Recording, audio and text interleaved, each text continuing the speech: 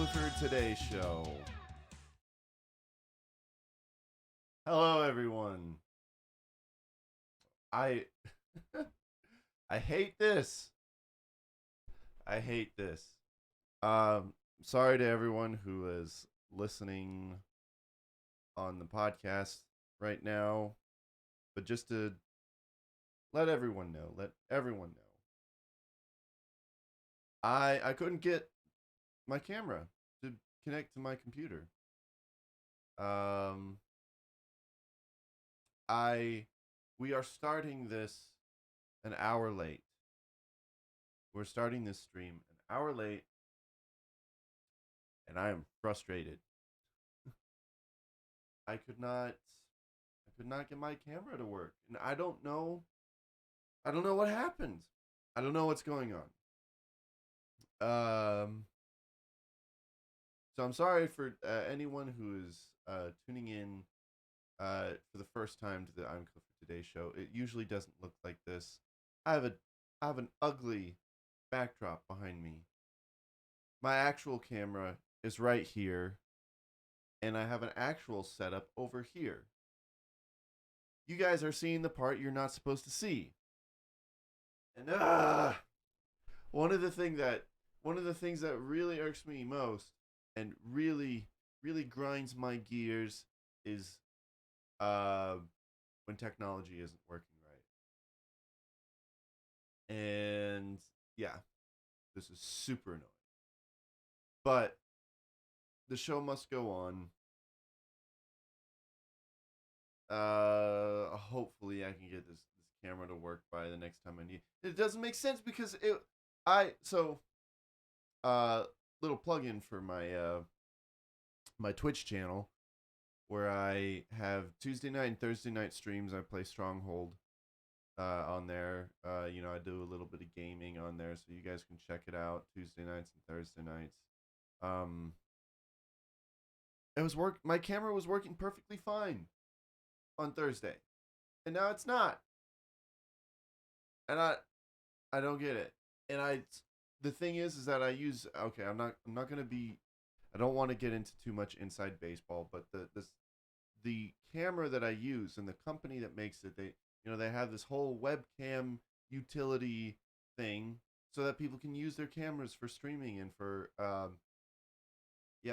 live streaming and such. But they have like the worst info out there when it comes to trying to fix these problems. And I don't got time for this. I'm sorry. I'm angry. And I'm taking it out on you guys. I'm sorry. But if you guys are here, if you guys are watching, say a little hello in the chat. But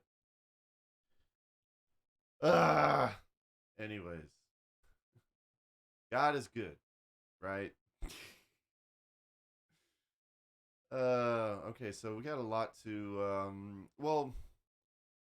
we have two things to go through today. And it's two of these things are just big chunks.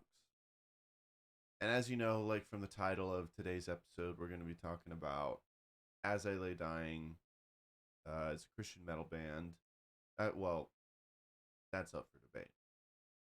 They're a metal band, and they have a history in the Christian metal scene. We'll talk about that.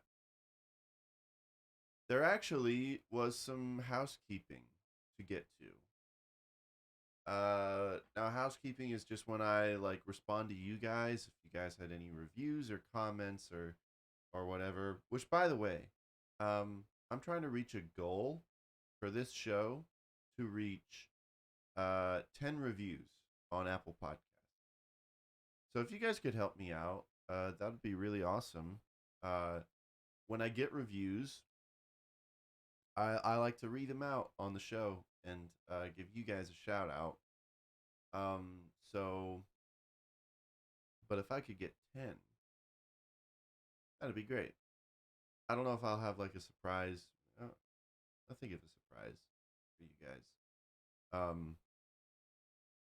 But yeah, if we could get to 10, even if you don't listen on Apple Podcasts, there's usually a way for everyone to access Apple Podcasts, um, just leave a quick review over there.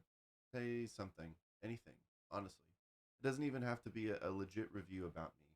You could tell me about, your review could be about what you had for dinner. Honestly, I'll still read it. um, but yeah. So, but the housekeeping that we have today is very different. Um, of course, if I was like a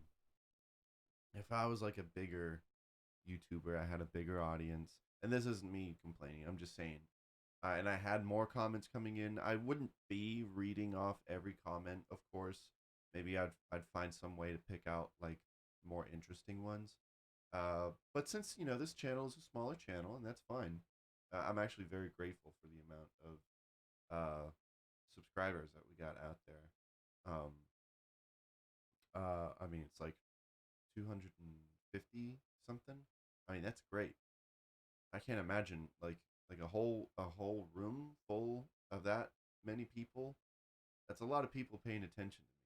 So it feels good.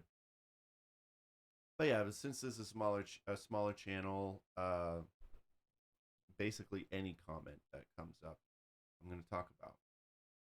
We're going to get to As I Lay Dying, but I'm going to leave a timestamp in the description. If you want to skip over this, that's totally fine.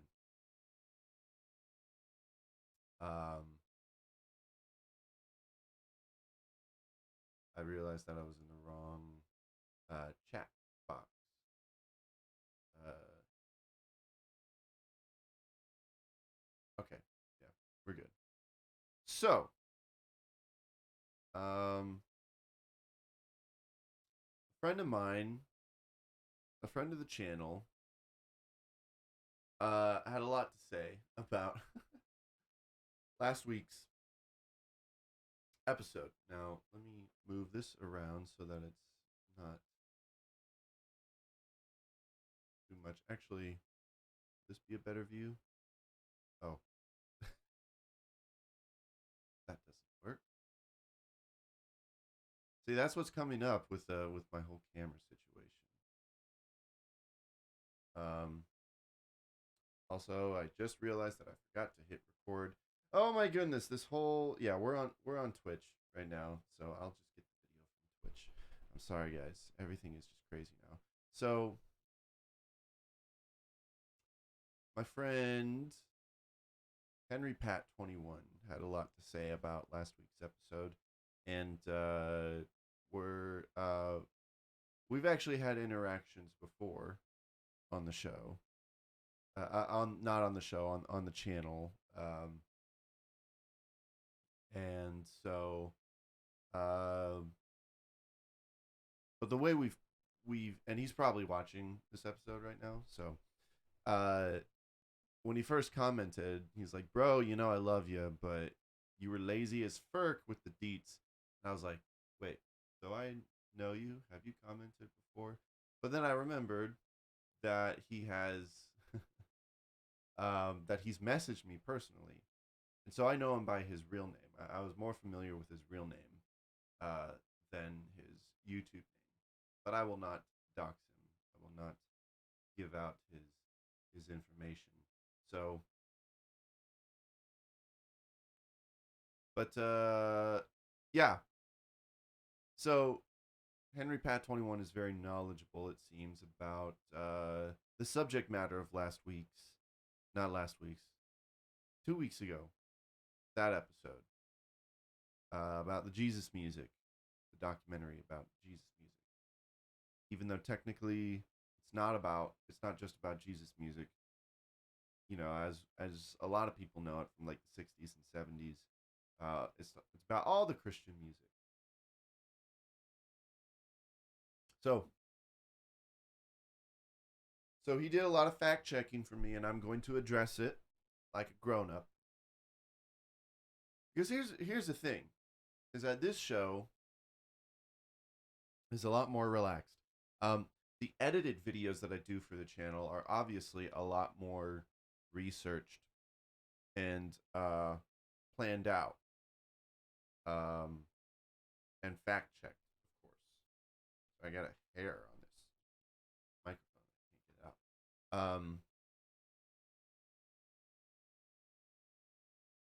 So so things on this channel are a little bit more relaxed, maybe a bit less uh, fact check. And you know what? That's okay. Uh, I don't really care as much. But I will say I did regret not taking notes on the documentary while watching the documentary. And next time that I do something like that for the show, I'm gonna take notes so that I'm not like talking about it on the show and like well, what was that again? You know. So, but Henry Pat 21 has some fact checks, and we're gonna go through them each and every comment. So yeah, bro, you know I love you, but you were lazy as frick with the deets. First off, regarding the Striper story, it was one of the bandmates' family members that came to Christ by televangelist Jimmy Swaggart's sermons. Yes, I think I had said that the band, like one of the band members, had watched Jimmy Swaggart, um, and came to Christ.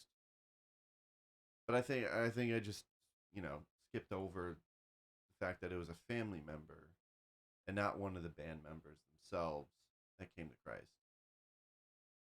Me personally, I don't see what the really big deal is, but also it was Jimmy Swaggart. I think I think during the stream I was like blanking out on who the preacher was that they were such a fan of. So yes, it was a family member. I think it was a brother. Um, that came to Christ. He was watching it, and then he's like, "Hey guys, check this out." And then they listen to Jimmy Swaggart, and they're like, "Oh, cool, we're Christians too now." So yeah, Jesus music. Henry Pat 21 says Jesus music can be traced as far back as the late '60s. Yeah, I might have said '70s overall, just because I don't know. Maybe I guess growing up, I was a little bit more familiar with the music from the '70s. Um, but yeah, you're right. Late '60s. That's about when it started. I'm sorry if I overgeneralized by saying that it started in the '70s. It's not true, but I'd say a majority of the music um, that we hear is from the '70s. But it started in the late '60s. So yeah, you're right. Henry Pat 21 says, additionally, Pastor Jerry Falwell, yep, you read that right, was heavily responsible for DC Talk. Yeah, um, he was very involved in DC Talk's career. Um, and yeah, Jerry Falwell is a very he's a everyone knows Jerry Falwell. This next comment was also this one was a misunderstanding that we actually me and Henry Pat 21 figured out in person, not in person, but like in our over DMs. Um, he misunderstood. Oh crap! I just realized we're not exactly live on YouTube. Gosh dang it!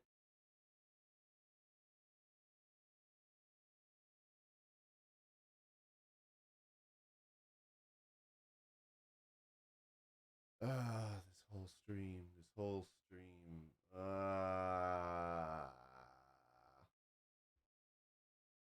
I'm just a wreck today, guys.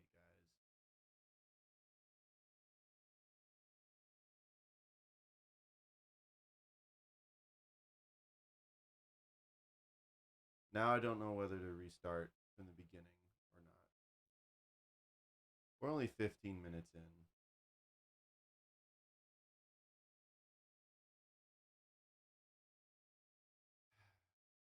think we did this before on the show.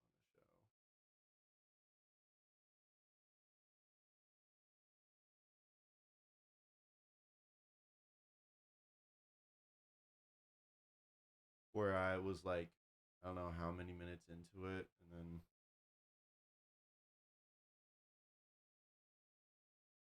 you know what? No, thanks. Yeah, okay. So, hi, baby. Okay, so here's what we're gonna do. I'm not gonna restart it, but because I'm just worried about because this is the YouTube video. This is now the YouTube video is starting right now. What I'm gonna do is after the live show, I'm just gonna delete the YouTube video and replace it with the Twitch video because we've been live on Twitch. We just haven't been live on YouTube. So, all right. I don't know what's wrong with me this weekend. I don't know. Okay, anyways, back to the comments. Exactly. How was Peter Furler a controversial figure in CCM? I know John James was, but I don't remember how or know how Furler was. This was a misunderstanding. I was actually, and this might have been my bad, where I just kind of was unclear. You know how you're like, at least this is how I am. When I talk about someone, about something, and then all of a sudden I get sidetracked as I'm talking, and so I start talking about something else, and then I'm like, okay, gonna come back to the original topic. Uh, Sometimes it's not clear that I've switched back to what we were originally talking about. I think I might have done that with Steve Taylor and Peter Furler. I might have been talking about Steve Taylor and then like sidetracked with Peter Furler. And then I started talking again about Steve Taylor, saying that he was controversial. And it probably came across as if I was saying that Peter Furler was controversial. Peter Furler was obviously not controversial, from what I know. Steve Taylor, on the other hand, could be very controversial with the way that he liked to push a lot of buttons with his lyricism in his solo career, and a lot of his lyricism was directed towards uh, the church, you know. So, as you can imagine, it as you can imagine, it messed. You know, a lot of people didn't like that back then. So, my apologies about that. And if anyone else thought that's what I was saying, then now we've cleared that up. This one, I don't know if it's a fact check, is more of just a statement. Larry Norman and Randy Stonehill were considered the Lennon and McCartney of CCM back in the 70s. Um, I actually can't name any songs that they wrote together. I guess uh, I'm not aware. Like maybe Henry Pat 21. Maybe you could let me know like what music that they wrote together. Like did they write together for each other's music? I don't know. Because I guess their situation is a little different from Lennon and McCartney. Like they're not in the same band, of course. But maybe you're right. Maybe Larry Norman and Randy Stonehill did write music for each other. Like they wrote together and like, okay, this is my song, and then Randy's like, okay, this is my song. Um, but yeah, great songwriters. I'm actually getting a little bit more into Randy Stonehill these days, and I'm most likely going to see him at Audio Feed, so that should be cool. Next fact check from Henry Pat 21. I had complained that they didn't talk anything about Rich Mullins. They didn't say anything. But apparently, according to Henry Pat 21, they showed a pic of Rich Mullins. Which, okay, I must have missed that. I must have not been paying attention. But still, I'm like, whoop de doo. Like, they showed a picture of him. There should have been a bit more discussion about it, about Rich Mullins. I feel like he was a bit too influential to just have a picture shown up with him. It's kind of like what they. It's That's worse than what they did with Phil Keaggy. You know, they just show a clip of him playing guitar. Um, Also, at the beginning of their careers, both Grant and Smitty were heavy on the worship stuff, particularly in the 80s. Okay, I'll admit I'm not as familiar with either of those people's music. I'm more familiar with Michael W. Smith because um, there's only like a couple albums from Michael W. Smith that I ever listened to. I remember I listened to Healing Rain, but I remember hardly anything about it other than the title track. Healing Rain is coming down, it's coming down to this old town. Hope you like my Michael W. Smith impression. Um, and I'm familiar with his popular songs, Agnes Dei, and all the other ones. um, there was an album by him that I listened to a lot, and I would still jam today.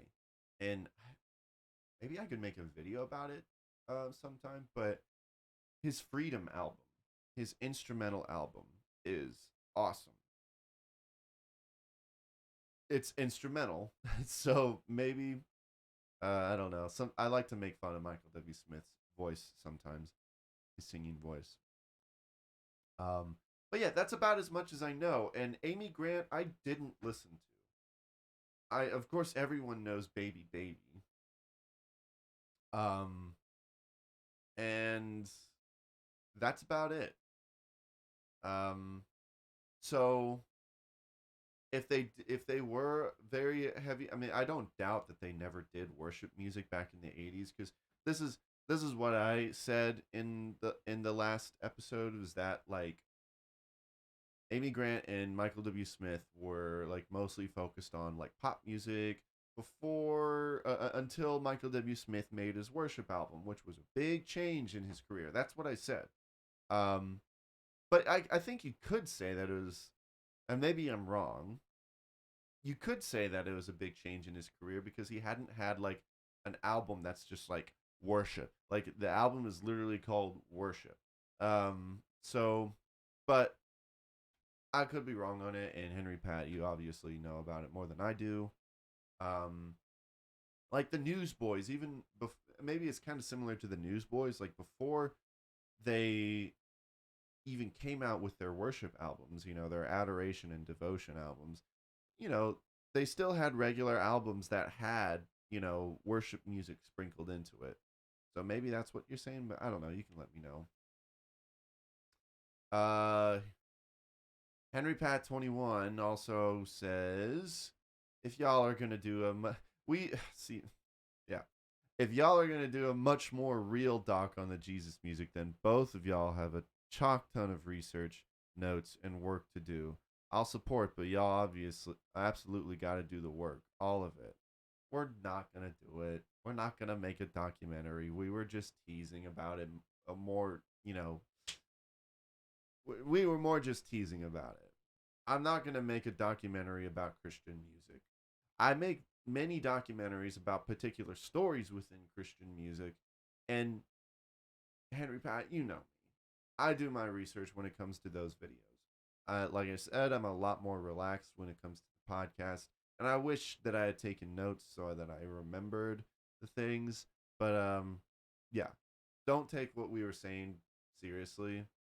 Um, I think that there are people who could have done the documentary better. Because, like I said, I had some problems with it. Um, but yeah, don't worry. We're not gonna. I'm not gonna make a documentary about Christian music in general. That doesn't interest me, really. What interests me is smaller stories within the bigger picture, because there's a lot to cover. Henry Pat 21 also has an interesting fact. Jimmy Swaggart ended up committing adultery twice. Uh, he got spoofed by Jim Carrey on that late 80s, early 90s comedy show called Living Color. I actually didn't know. I don't think I knew that. Maybe I did know it and I just forgot because I'm not familiar with like Jimmy Swaggart as a preacher or his life. Like I know the name, everyone knows the name, but I guess I forgot that he committed adultery. So that's sad. Um, I'd have to look more into that story and whatever happened with him with that, if he ever found repentance. Um,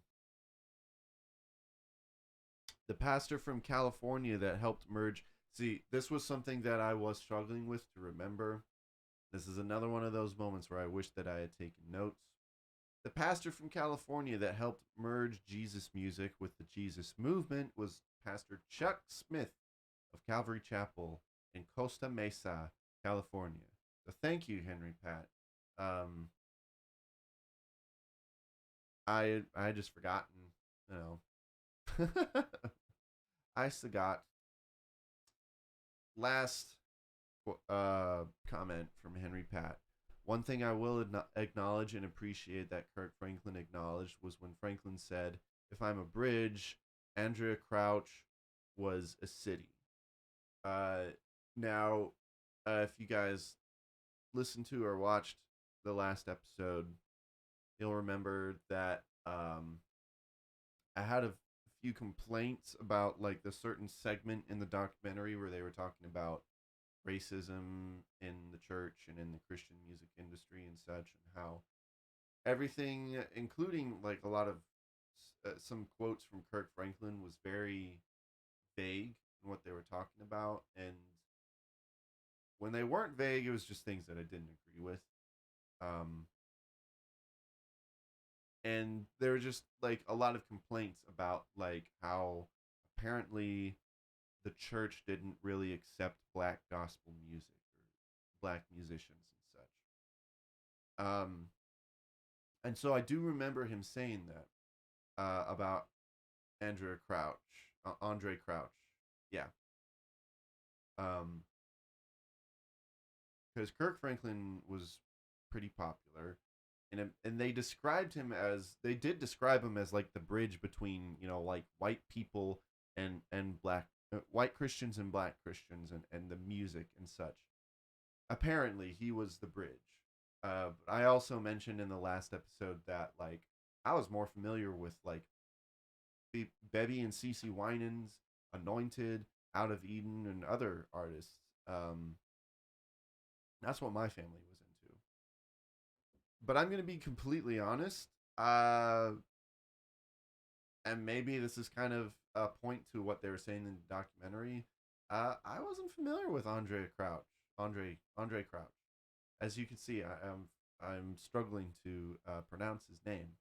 Um, I guess he was like in well, see, you're gonna fact check me on this, Henry Pat. He was like 70s, 80s, uh,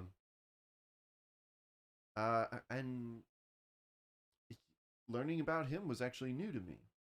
Um, so I mean, I've never claimed to be an expert on the history of Christian music. If anything, this channel has been a great opportunity for me to learn more about stuff. Um, so maybe what they were saying about the documentary was true. Was that more people should have listened to Crouch? Um, because I was unfamiliar. So but yeah, I guess I mean you would know about it. So I mean it's cool that they mentioned him. But yeah, so I guess that's the lesson learned is to listen to more Crouch. I do remember I was in the last episode. I was struggling to remember another particular artist in like black gospel and such that I grew up with. Like my mom listening to was Larnell. Larnell has like this amazing, powerful voice, and my mom listened to him, and my sisters listened to him, and yeah, he was great. So I don't really know what they're talking about when it comes to you know white Christians not listening to black gospel music enough because that wasn't my upbringing. But maybe I was lucky. I don't know. So yeah, that's all the comments from Henry Pat.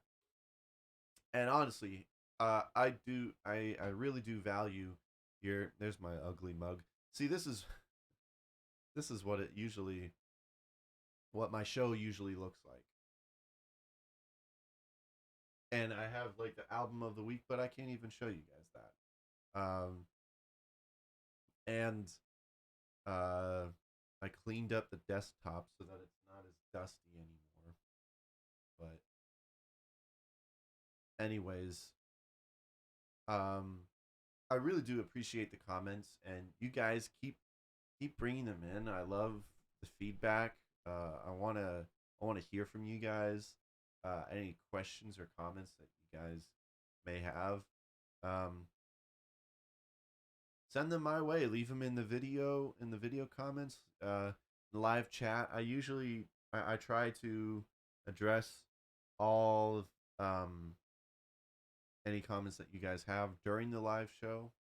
So, um, but yeah, if there's any comments on this video, I usually like to address them in the next episode. I think that's all from housekeeping. There's a lot of housekeeping to do. Thanks, Henry Pat. Um, and we're gonna get into As I Lay Dying in a little bit. First, we have a break to go to. So don't go anywhere, all of you guys. uh, don't go anywhere. We'll be right back with an update on some As I Lay Dying, and it's gonna be great, and it's gonna be awesome, and I love you all. So don't go away. After these messages, we'll be right back.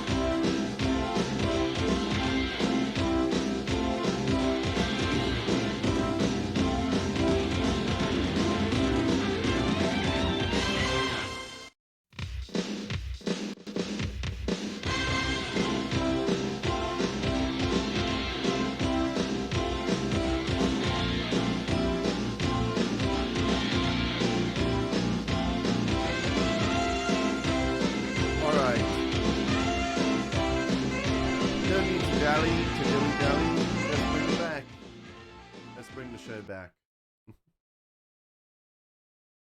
Welcome back to the I'm Clifford Today show. So, basically, why are we talking about As I Lay Dying? Well, for all you newbies, I keep looking at my camera. It's not on. I gotta stop. I wonder if I could check. I'm just gonna double check and see if maybe it'll come back on for me. Just want to see. Nope, of course not. All right. So, why are we talking about As I Lay Dying?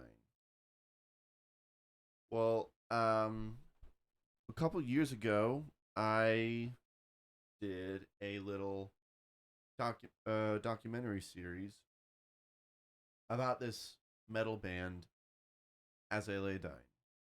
And I talked about it because, as I said before, there I like to make documentaries that tell stories that are within the context and the umbrella of Christian music. And As I Lay Dying is a part of that. It has been a matter of debate whether As I Lay Dying is a Christian band or whether the members are actually still Christian, because truth is they're not as open about it as they used to be, about like what exactly is going on. And but I wanted to tell the story because they started out as a band that was very strong in their Christian convictions and in their faith and such. And so that was like my justification for telling the story. Also, along the fact that it was a very interesting and bizarre story. And for those of you who haven't watched the mini documentary, I encourage you to, first of all, because I'm kind of proud of those videos. Like, they're not perfect. I probably would edit some things a bit different than I did, but I'm still overall like very proud of them, and they've done very well. Uh, Collectively, I think they have the most views of any video on my channel, which is crazy, and people have responded well to it. A lot of like As I Lay Dying fans or non-fans have responded very well to it, and so very happy about it. And it's kind of uh, kind of launched what like how I've been doing like the documentaries since then, with with like my KJ52 documentary, and now I'm working on my John James documentary, and it was just a lot of fun. And yeah, so yeah, if you haven't watched the mini documentary, I'll just get you guys up to speed really quick. So basically, As I Lay Dying, they started out as this Christian metal band, and they got really big, and then things derailed quickly, and um, Tim Lambesis started to be a little bit more open about how he's kind of like going like walking away from his faith, um, yada yada yada, and then it comes out Tim Lambesis gets arrested for attempting. Tim Lambesis is their lead vocalist. He gets arrested for attempting to have his wife killed. Like he tried to hire a hitman, and that story was like everywhere. I remember my youth pastor at the time posting about it on social media, and I knew that he wasn't a metal guy. But a lot of people knew about it, and it was kind of everyone's chance to be like, you see, metal is not Christian. Like, this is what happens, yada yada yada. So I go into a lot more detail into it, obviously, into the in the video. Long story short, Tim Lambesis spends stop. I get reminders sometimes for things. Tim Lambesis spends some time in prison, and it seems during his time in prison that he becomes repentant, and then he was able to leave on parole, and he comes back and he reconnects with his band, who at that point had basically disowned him. But he came back together with them, and there was this whole sob story, and they reunite, and As I Lay Dying comes back together. They get the band back together again, and it's a very heartwarming story. And the thing with like the whole whether they're Christian or not thing, I kind of share my thoughts at the end of the documentary about how like to have this much forgiveness and this much redemption, it's hard to imagine that like that any sort of Christian faith was not a part of it, but they're not really open about whether like any of them are still Christians. I mean, Tim Lambesis was open about it before he got arrested, but that was kind of like when he was going crazy. So it's like, is that what he believes now? No one really knows yet, but they have been back to their like, oh, we're like all about positivity and such. Like it's been pretty apparent in a lot of their lyrics and such. Not many mentions about Jesus though, so but that's not really my goal. So is whether to point out if they're Christian or not. Um, not sure. Not really sure it matters anymore. But there has been some new developments with the band, and I wanted to address these. There were some new developments from like a year ago, and when it was brought to my attention, I hadn't started the show yet. And so I was like, well, I don't know. Do I want to make some sort of little video to share my thoughts about it, to be a sort of like epilogue or tag along with the mini documentary? Um, because I didn't want to make a part four. I didn't think it was worthy of making a part four. And truth be told, there's not a lot of answers and conclusions with this whole development. We don't know. Chances are that the true facts are basically kind of, you know, basically ruining the end of my documentary. So, but we'll see. Um, so the latest developments, and this is why I'm talking about it now, is because there are new developments. So I was like, okay, this is a great opportunity for me to talk about what has happened to the band since I made the documentary. This is great because I wanted to talk about it at some point, but now with Josh Gilbert leaving the band recently is like, okay, this is a good excuse. So, As I Lay Dying, this is an article from blabbermouth.net. As I Lay Dying parts ways with longtime bassist and vocalist Josh Gilbert. Um, I do know that Josh, from what I remember, Josh Gilbert was the the youngest member of the band in terms of like longevity and how long he's been in the band. But he still was like a mainstay. Um, I guess it's 15 years, but I think he was like the more newer addition to the band. As I Lay Dying's longtime bassist and vocalist Josh Gilbert has announced his departure from the band. Earlier today, Monday, May 16th, Gilbert issued the following statement via social media. Hello, friends. After 15 years, almost half of my life, I've decided to part ways with As I Lay Dying. Despite the ups and downs inherent, uh, I'll I'll always be grateful for the profound privilege of that's a misprint there, of being able to grow up traveling the world playing music with the band. None of that would be possible without the fans of the band, so for that, I sincerely thank you all so much for allowing me the opportunity.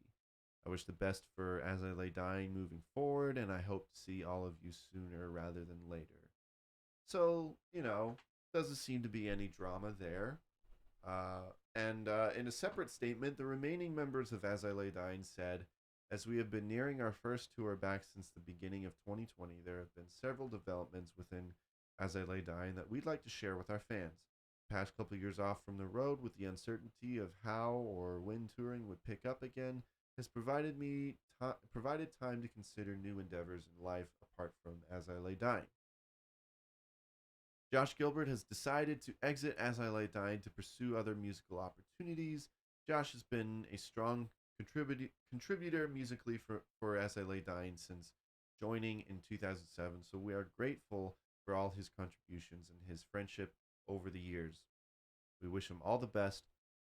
Sorry, I'm not bored. And are excited to see where this new path takes him in life. As I Lay Dying will honor our touring commitments for the remainder of 2022 with the 2 decades of destruction U.S. tour. then European festival season in August. We are thankful to have Ryan Neff of Miss May I taking on bass and vocal duties for our upcoming tours. We first met Ryan down in Mexico City, playing together back in 2012. So we're stoked to be sharing the stage with a familiar face and talented musician. Joining us on second guitar for these two tours will be our good friend Ken Susie of Unearth. We've known Ken for almost 20 years, coming up in the scene and playing many tours together. Ken's style of guitar playing is closely related to As I Lay Dying, so we are excited to have a close friend and ripper of a guitar player joining us. We're grateful for our fans' continued support as we enter a new chapter of the band with newfound energy and enthusiasm. There's been a lot of moving parts, but what is and will always be the main priority of As I Lay Dying is creating new music. We plan to have a new song out to you shortly before completing our full length by the end of the year. We look forward to seeing many familiar faces on our upcoming tours, and thank you for believing in us at every step of this band's journey. Josh is the second As I Lay Dying member. Okay, yeah, so that's what happened. Before I continue reading, to give you the update that happened before that I haven't been able to address yet. But what has happened with Josh Gilbert, it seems like it's a pretty mutual, understanding, and there doesn't seem to be any drama or anything. But some people have been like, well, who knows? Maybe they're just trying to save face, or I don't know. But however, as that seems to be like a peaceful, no drama exit from the band. I mean, maybe there is some drama, but maybe it's just not enough to worth, condemn each other over it. Josh is the second As I Lay Dying member to leave the band in less than a year. Last August, guitarist Nick Keepa confirmed his exit from As I Lay Dying, explaining that he could no longer justify being part of a superficial pursuit of the story and meaning that the band's 2018 reunion was built upon. So Nick Keepa left the band a little over a year ago, actually. It wasn't until 2021 that anyone heard about it. As I Lay Dying frontman Tim Lambesis was famously convicted in 2014 for his role in a murder for hire plot against his estranged wife. Yeah, it gives a whole story over there. And then it talks about their reunion. And Tim Lambesis owning up for his crimes and a long apology on the Facebook page. And then they released a new album. The return of As I Lay Dying raised some questions, particularly since Heepa categorically denounced the band's disgraced frontman as a sociopathic narcissist in indefinite need of rehabilitation in a social media post back in 2014. So Nick Heepa, while this was all happening, was basically the most outspoken against Tim when this all happened. Last September, As I Lay Dying, I need to find. Let me find a better article actually. That gives a little bit more detail about Tim's departure from the band. Is an article from Loudwire.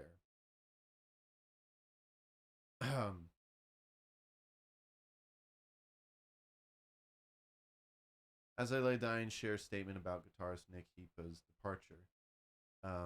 This is back in September of 2021. As I Lay Dying have formally addressed last month's announcement that guitarist Nick Heepa had officially left the resurrected California metalcore outfit. Heepa hadn't performed with Tim Lambesis' led band since 2020. The split had been rumored for the ensuing year. So basically, he had left the band, but no one said anything about it. He just wasn't playing at shows. Hiba confirmed his departure on August 31st, noting that would be in 2021, noting it was not an indictment on any who choose to remain or be involved. There's tremendous good that can be accomplished through singular focus on the power of music. However, to my memory and recent experience, it comes at the cost of tolerating behavior which at times mistreats, disrespects, and hurts other people. He added, however, at this point, though, it has been well over a year since I have distanced myself from them on a personal and professional level. Hiba also stated, the talent and unshakable ambition of the band is undeniable. They will continue to release successful music and do great business. That kind of seems like a backhanded compliment, honestly. On a human level, I hope everything else fares well for them. So it's a very his his post has some mixed feelings and it mixed messages,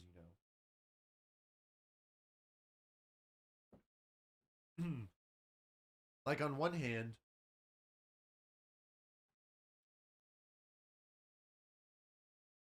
he says that the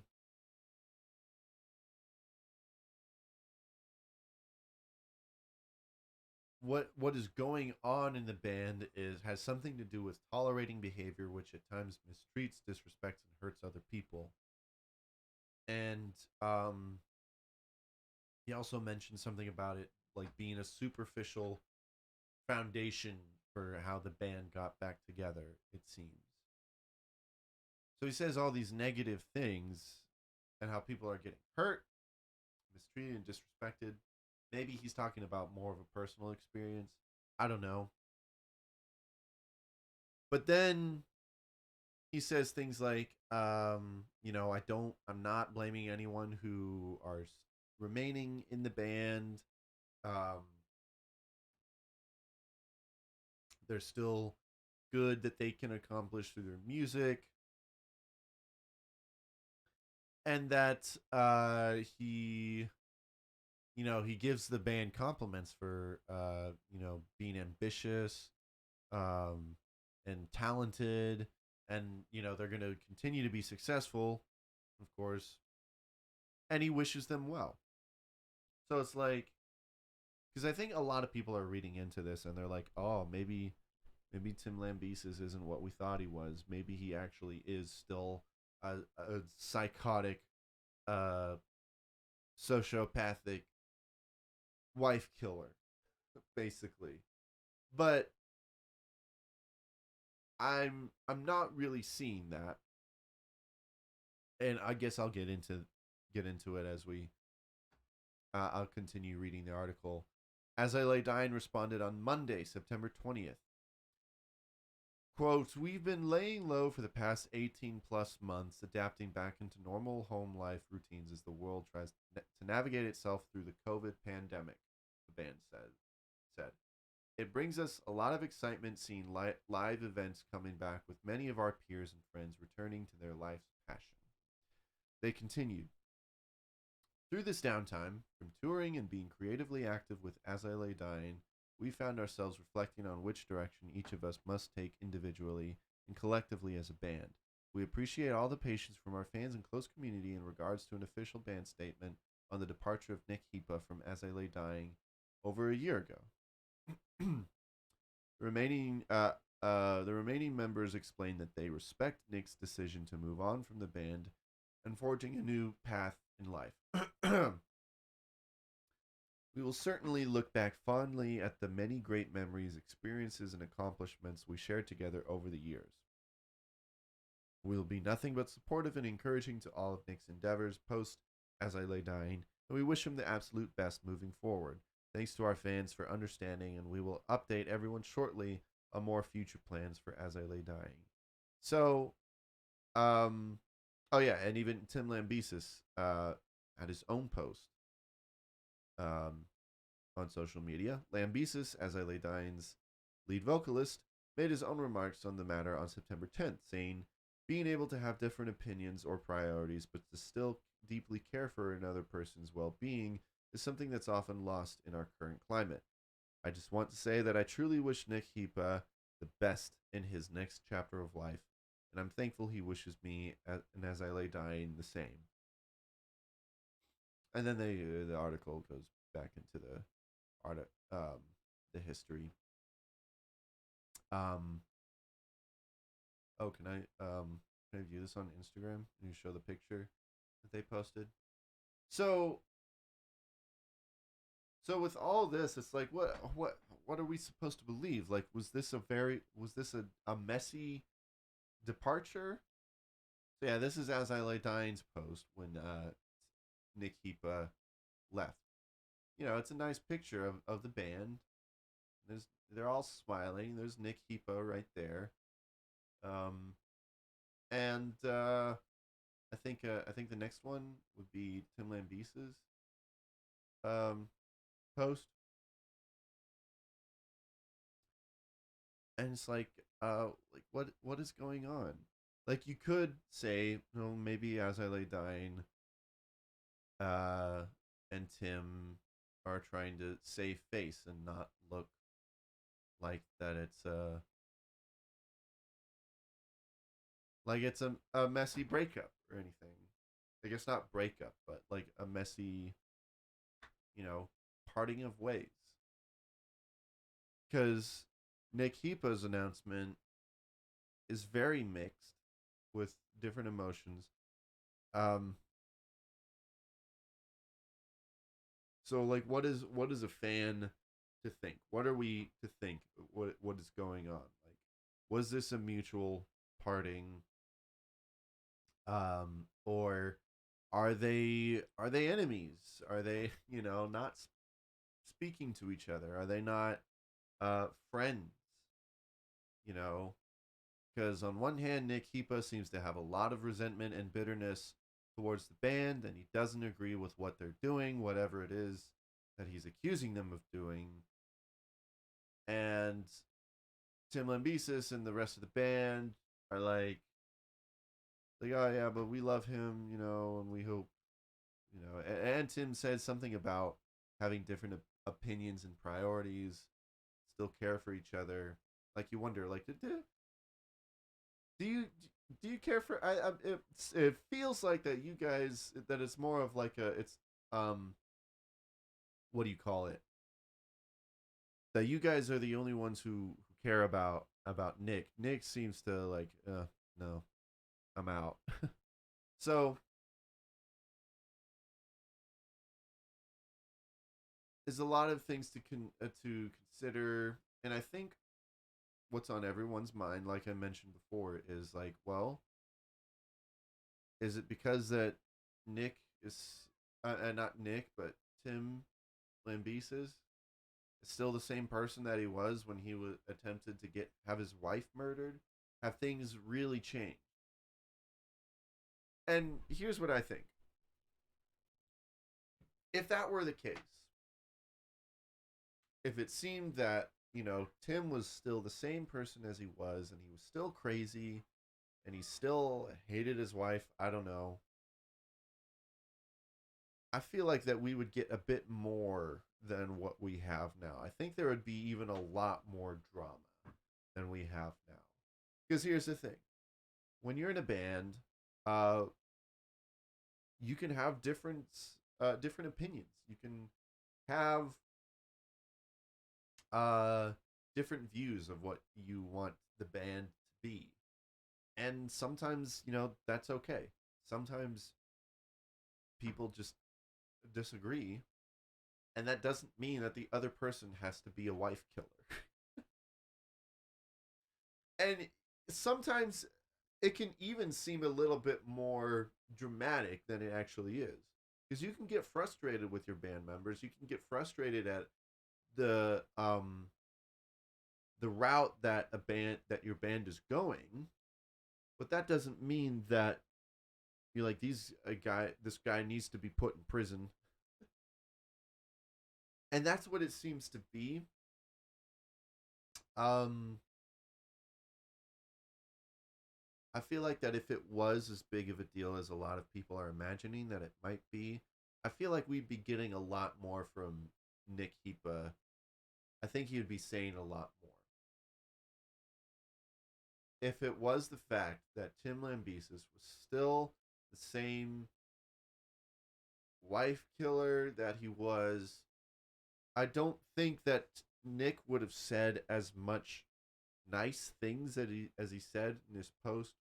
And plus, I feel like we'd be hearing um, more from the other members, not just Josh Gilbert, but everyone else who's still in the band. By the way, not everyone has left him, so that kind of sends me the message that's like, okay, so I don't think uh, Tim is still the murderer kind of person that he was. Otherwise, they would all be leaving him, unless they're all murderers. I don't know. This is just my speculation, and the way I see it is that Nick just happens to have different feelings about where their music should be going. And I don't. But I guess you have to take into account how he was talking about how, like, the superficial reason why the band got back together. That's a little like, hmm. So it seems like he's basically accusing the band of only getting back together just for money reasons.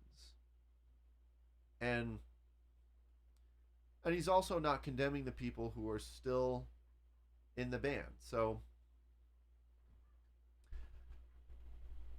I think there is drama, but I don't think we should read too much into it to think that Tim Lambesis is still a terrible person.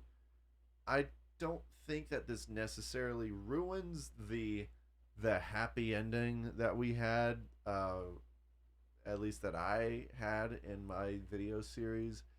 But I think this just goes to show you that, like, life isn't like a happy ending.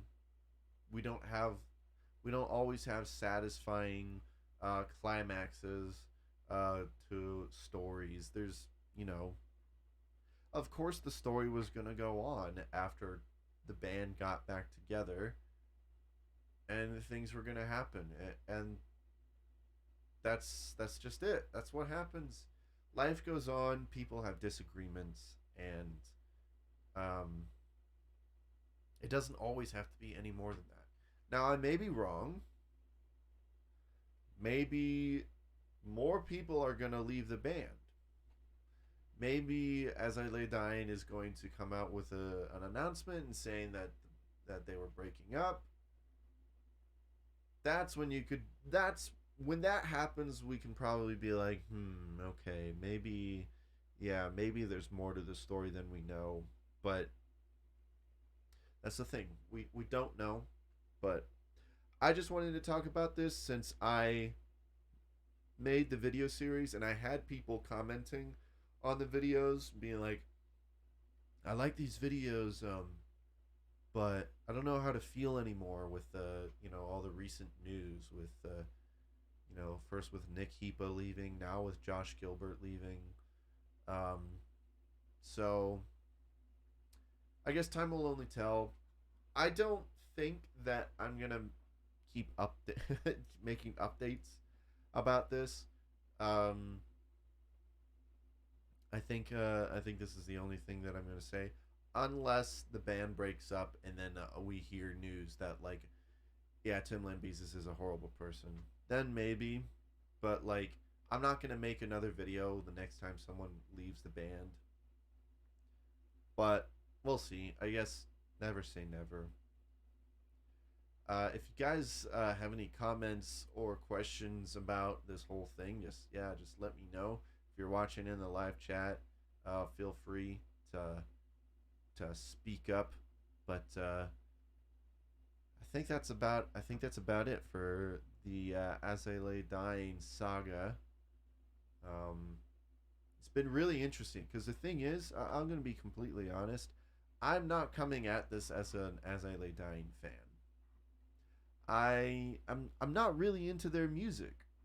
I listen to some metal, but I made the videos because I knew the story, and the story was interesting, and I wanted to, get more into it, and it was fun. It was fun diving into the history of the band and like how they got started and how they like their success just like went way up, and that was fun.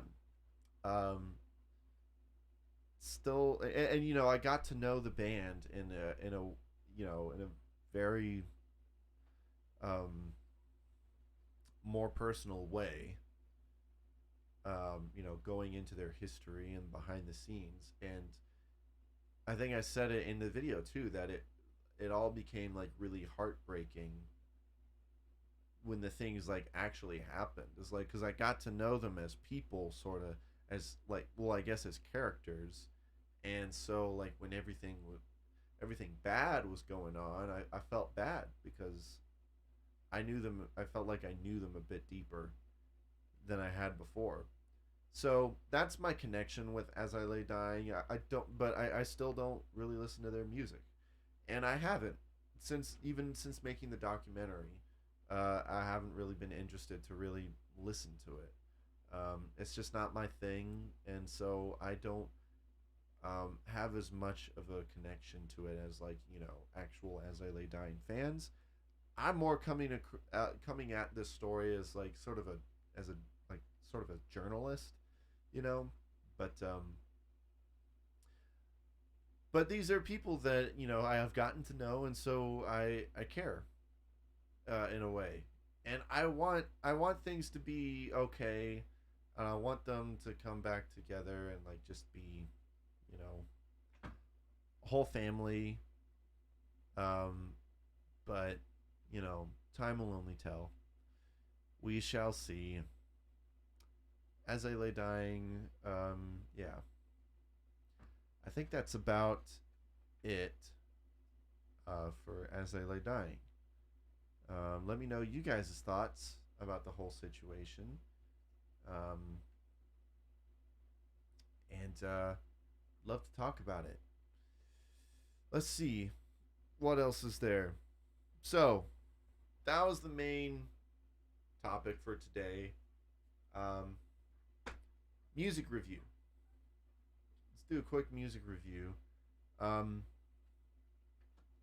Usually, I have album artwork to show up on the top left corner of the screen, but with all the technical difficulties that I had, I didn't have any time to get that ready. But last episode that I said that I was going to talk about Keith and Kristen Getty and their latest album that I finally had a chance to listen to. So I'm gonna quick talk about it. I mentioned that I was a fan. That I've been a fan of Keith and Kristen Getty's music. I love their songwriting. I mean, of course, they made the classic "In Christ Alone," which, by the way, the album is called "Sing in Christ Alone," live at the Getty Music Worship Conference. Um, and yeah, so I listened to it, and it's fine. um, oh, thanks, Eric. Thanks for subscribing. I'll get to your question in a minute after the music review, this album review, real quick. Um, but yeah, the album is fine. There's a lot of songs that I really like on it, but this album has some weird moments in it. And truth be told, I've been more of a casual fan of Keith and Kristen Getty. I realized that I've never really actually sat down to listen to a whole album. It's more been like one of their songs comes across on a Spotify playlist, and I like it. Um, but yeah, there are some interesting moments that um, aren't really my thing. So I guess this is more like nitpicking personally, and I'll own that. I'm sure that there are some people that like some of these things that I'm about to complain about, but they're how to explain this. They're songs like they do a rendition of Amazing Grace, and it's weird because it has Dana Masters and Kirk Whalum singing on it, and it feels more like as they're singing Amazing Grace, and it's like they're national antheming it. And what I mean by that is that they're just singing a song and they're like doing all this fancy stuff with it, which is weird for this album because a lot of the songs on here are a lot more straightforward and very congregational. That anyone can come join in and sing along. Oddly enough, with the most popular hymn ever, if I was at this worship conference, I feel like I would just be kind of like standing and listening and watching. Just be like, I don't really, I want to like, I want to chip in, and start singing along, but I can't really because they're doing all this weird, fancy stuff. It's more like a smooth jazz kind of thing, which also was very stylistically inconsistent with the rest of the album, where it's basically just like worship, straightforward worship music with a little bit of Irish influence in it. Generally, not all of their songs are like that, but generally. But yeah, there's moments like that with Amazing Grace, and then there's also the song Sometimes I Feel Like a Motherless Child. And that had Jubilant Sykes on it singing, and the way he was singing it, it sounded more like it belonged on a Gorillaz album.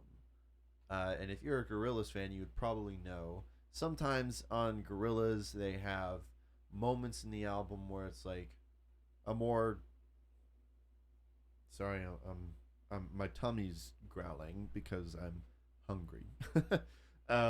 So I don't know if the mic's picking that up, but it's like they have like a more like someone's a guest speaker singing on it that's like got a more like bluesy kind of deliverance with how he's singing, and it works in a Gorillaz album because Gorillaz are um, very out there, bizarre, experimental with their sounds. This was with Sometimes I Feel Like a Motherless Child. If I was there at the conference, I would also just be like, what is going on? Just the way that he's singing it, it doesn't really fit the whole mood of the album. But those were just a couple moments, and there's also a couple songs on the album where, sorry, I'm just getting the negatives out of the way. I mostly have a more good to say about this album, but there's a couple songs near the end of the album where they are sung in, well, one of them is sung in Espanol. I don't know what the other language is. The songs are called Christus Yang Inda. The other one is Elmi Sostendra. And they're fine, but I think I'm going to go on a little tangent right now. Because I've been. And this is probably going to make me seem like some sort of like xenophobic racist or something. I assure you, I'm not. But hear me out. I've been to worship services where, you know, everyone in the congregation, mostly all like, English speaking people. And I'm not saying that I'm not the kind of person that's like, why don't y'all talk more American, Not at all. But there have been moments, there have been times when I've been at a worship service and to I don't know what the purpose or the reasoning behind it is, but we'll be singing a worship song and then all of a sudden the lead singers break or some other lead singer comes in and starts singing the song in Spanish. And this is just a personal opinion, a personal problem, you know. I've never really been a fan of that because whenever it happens, it always takes me out because, you know, I don't speak Spanish. I don't speak any other language than English. Honestly, I've never been good at learning other languages. Excuse me. I'm sorry. I'm burping. And I'm trying not to. So it always takes me out because I'm like, I don't know what we're singing. I don't know what's going on. I don't know what I'm supposed to appreciate about it. I mean, I guess sometimes when people do that, it's more like, oh, it's to appreciate um, other cultures and such. And it's like, okay, cool. Like, yeah, we should do that. But like, I thought this was about worship, you know. And I mean, it would be different if I was in a worship setting where it was like, I was the only I was a minority, where I was a minority and I was like the only person whose English was his first language. That would be absolutely different and a lot more understanding. I would feel left out, of course, but like I would understand because everyone else here speaks Spanish or whatever, and I'm the only white boy here, or one of the few at least. But I've been to worship services where it's like, yeah, I can see that there's some people, there's like a few people here who I think are Hispanic or something, but like mostly everyone here still speaks English. So why are we taking this moment to like exclude a majority of the people worshiping, just to have like this moment of like appreciating other cultures? And it's like it's fine, but I don't. It's just always weird when it happens in worship, and they do that in this album where it's a couple songs, and it's like it sounds pretty, but and I'm not against. I listen to some music that has some, you know, other languages, uh, and it's nice and it's pretty, and I don't have anything uh against it. But I guess I'm putting myself in the shoes of people who are there at the conference. Um, and so I know that if I was there, it would be a little weird. But I digress. That's not even, you know, those are the only things I didn't like about the album. Everything else is pretty great, honestly. And I love the fact that this album, Sing in Christ Alone by Keith and Kristen Getty, has a lot of guest singers and speakers that, and a lot of my favorites from like Christian music and worship music. Um, we got Shane and Shane. You guys know how much I love Shane and Shane. Sandra McCracken, I love her. Uh, and we got City of Light, and is Sovereign Grace here? Was Sovereign Grace? No, Sovereign Grace was not on it. But we even have Bill Gaither on it. Bill Gaither and Buddy Green. That was like one of my favorite moments on the album is when they sing "Because He Lives," and they mostly just have like the whole congregation singing, and I love moments like that. There's a version of "In Christ Alone" by Sovereign Grace Music that's just there's not really any lead singers. Just you just hear the congregation singing, and it's so powerful. And that's basically what "Because He Lives" is that it's like piano and a bunch of people singing, and I think it's beautiful. And I love the song that Sandra McCracken does, "Past the Promise," "His Mercy Is More," and "Almost Home." Uh, they even have "Is He Worthy" on here with Chris Tomlin. Now, I do love this song, but I I'm a little bit bitter about the fact that Chris Tomlin uh, covered Andrew Peterson's song. Andrew Peterson's song is the superior version. It's the original. Um, Chris Tomlin has this knack for like taking songs and popularizing them, and I don't. I'm sure he doesn't do this intentionally, but like when he does that, people seem to think that he made the original. He did the same thing with Good Good Father. It's like, no, House Fires did that song, but no one listens to the House Fires version. So, and I don't like the fact that Chris Tomlin changed the ending of the song. So, and that's what they do in this, and so it's like, whatever. I still love the song. It's probably my favorite, one of my favorite worship musics currently. Um, but it's like, I digress. It's still a great song. I'm just not a Chris Tomlin fan. So, but that's just me. But yeah, and it was finished upon that cross with City of Light is also great. Um, a lot of good moments, and uh, yeah, mostly good things to say about this album. It's not perfect, but it's mostly just my opinion. It's not bad, and I'm sure a lot of people are gonna feel different about it than I do. But yeah, that's "Sing in Christ Alone" live at the Getty Music Worship Conference. Check it out, especially any of you worship pastors out there that need some new music. I highly recommend checking out Keith and more Keith and Chris and Getty's music, and they even have some more music coming out, and so I'm excited about that. All right, question time. And if any of you guys also have any additional questions, I will take them right now. But Eric Martinez asks, "Sir, I am subscribed to your YouTube channel as well." Thank you, Eric. I appreciate it. What are your thoughts on K-Love?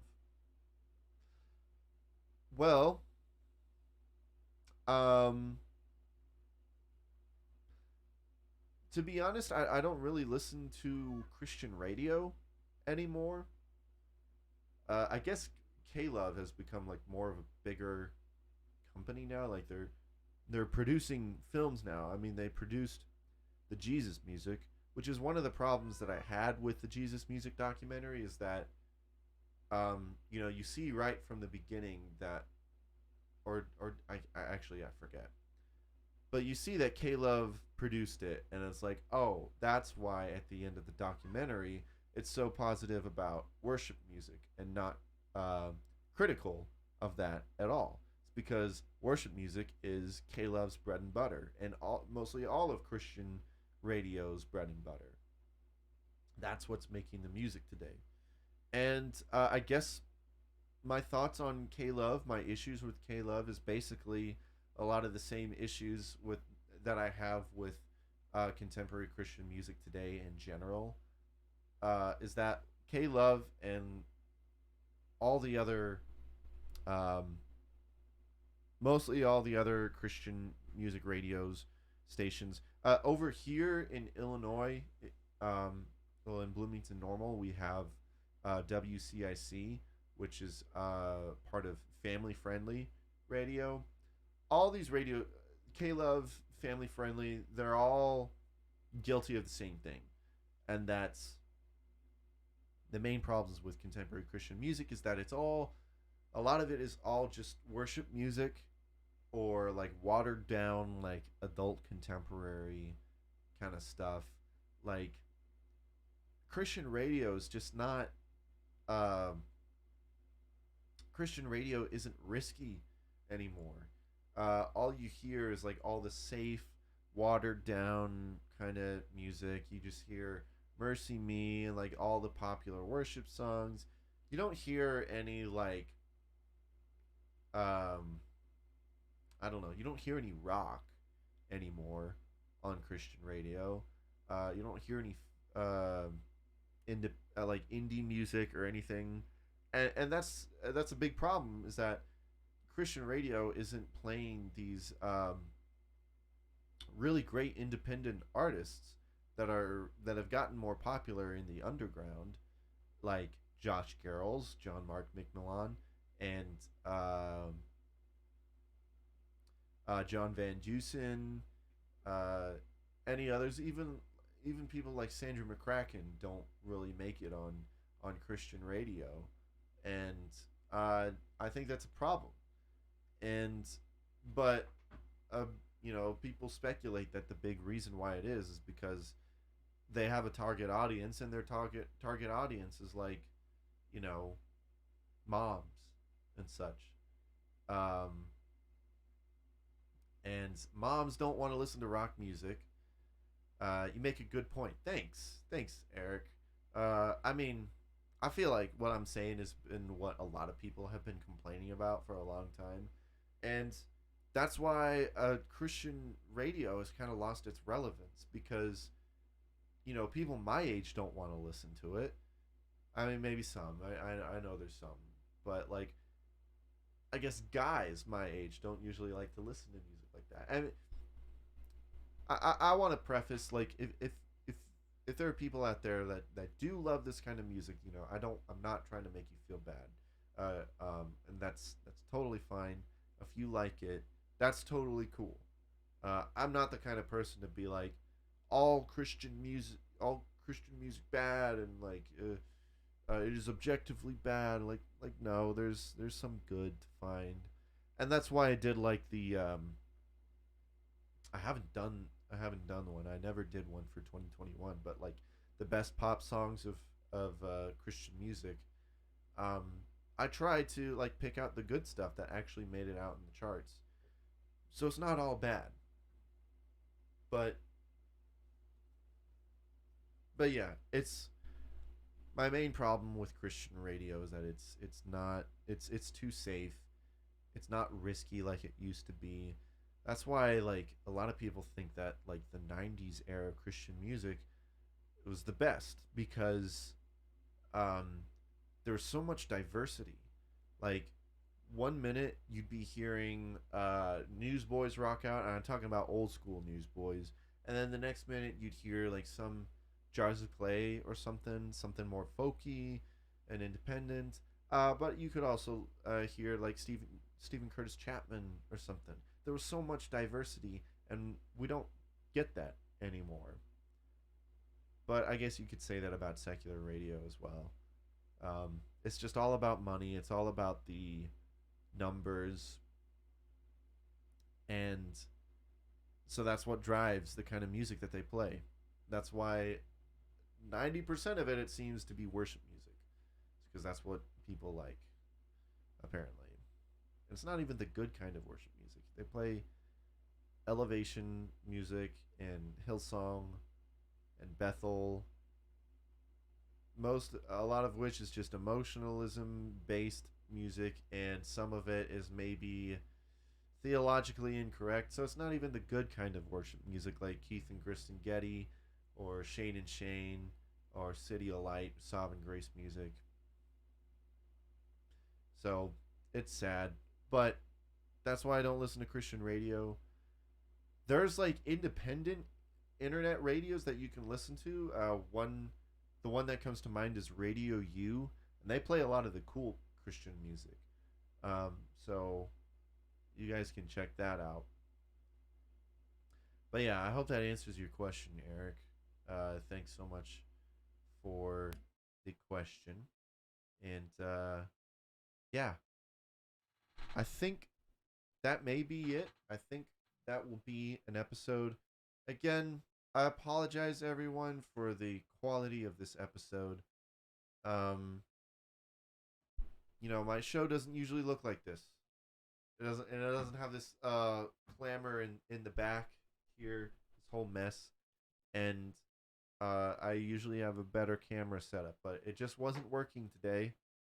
And I'm sorry. I'm gonna try to get it working for the next episode, and at least for my Twitch stream. Um, oh, so actually, I do have a little bit of an announcement, something to share with you guys that I think is really cool, and I'm really excited about. So, familiar with them. I have always been a fan of them. I guess not always. There was a time where I thought that they were terrible, and then I grew to like them. Me Without You has always been a unique and interesting band, and I'm a fan of them. And if you guys aren't familiar with them, uh, they before COVID they announced that they were ending their career as a band. Um, they were getting to the end of the journey. They were gonna have a farewell tour, and then COVID broke out, and they couldn't have their tour. So their breakup was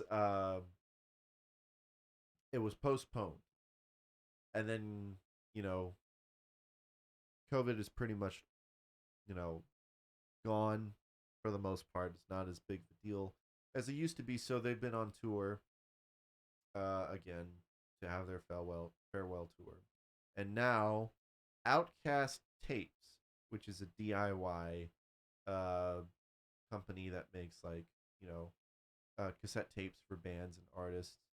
Uh, they're they've gotten a collaboration together for fans to make a tribute album, and I am going to be a part of it.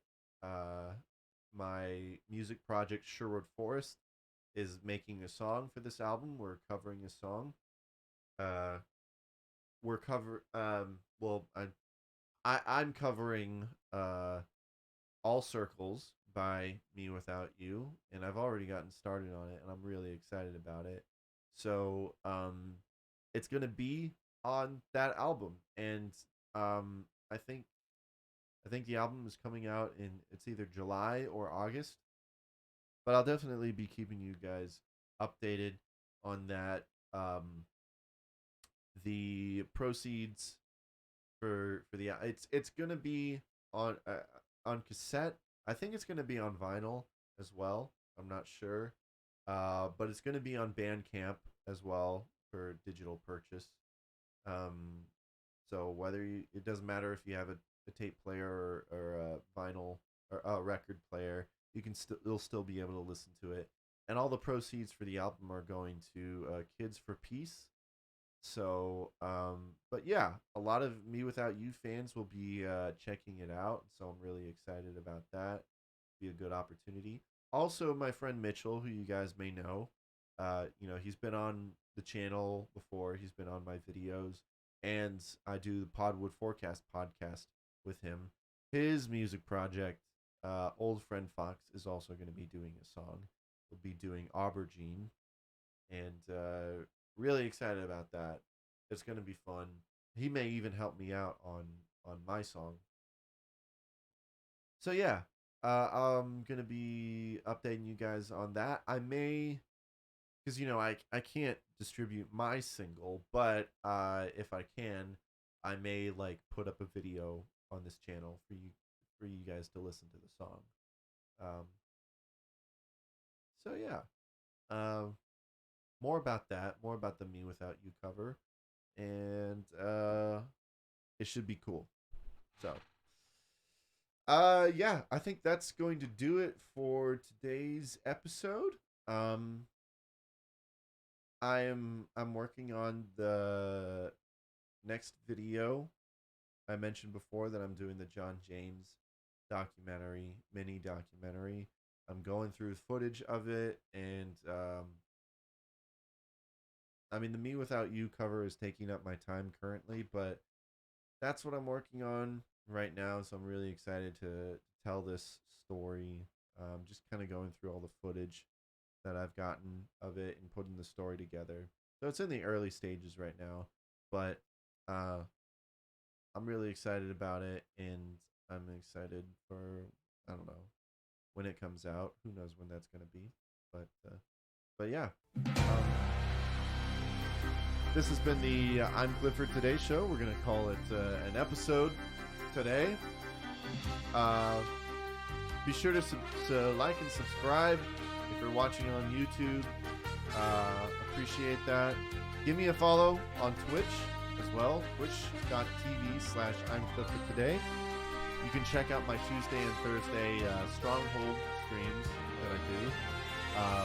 But yeah, also leaving a rating and review on Apple Podcasts. That helps the show out a lot for you guys who listen to the show. You You can leave a rating on Spotify as well. And I always have questions and polls on the Spotify episodes, so check those out for sure and participate in that. I already mentioned that I have a Podwood forecast with my friend Mitchell, and we just did an episode where we talked about the films A Simple Plan, directed by Sam Raimi, and American Movie, which is a documentary. Appreciate you guys' support and bearing with me through all the technical difficulties this week, today. I'll see you guys in a couple weeks, and I think I'm going to talk about Dallas Jenkins and The Chosen. We'll see. I gotta watch The Chosen, but I think it's just an interesting topic. Anyways, you guys take care. Remember, I'm Clifford today, and you are not. Have a great day.